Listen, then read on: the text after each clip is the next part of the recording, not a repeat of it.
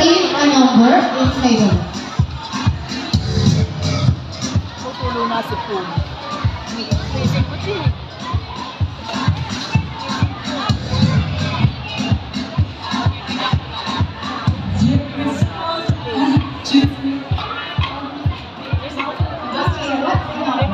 Okay, ano number na na? Number 4. At ang magtatanong sa'yo ay si Errol Chan B. Cardinal. Sir? Good evening po, teachers, parents, and audience. So, hello po. Hello po. So, ready ka na ba? Okay. So, ang nabulot mo ay number 4.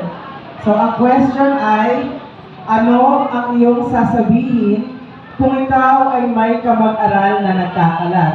Ulitin ko po ano ang iyong sasabihin kung ikaw ay may kamag-aral na nagkakalat?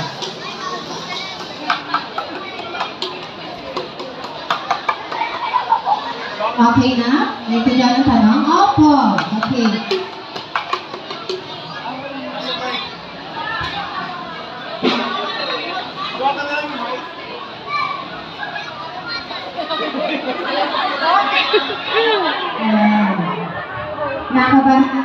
Nakabahan yung mic, anak, hindi ko magana.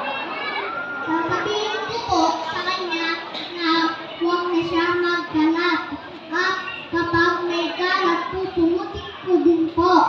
At lalagay ko din po sa tamang lalagyan. Okay na. Woo! Very good! Thank you very much. Thank you, Alexandro.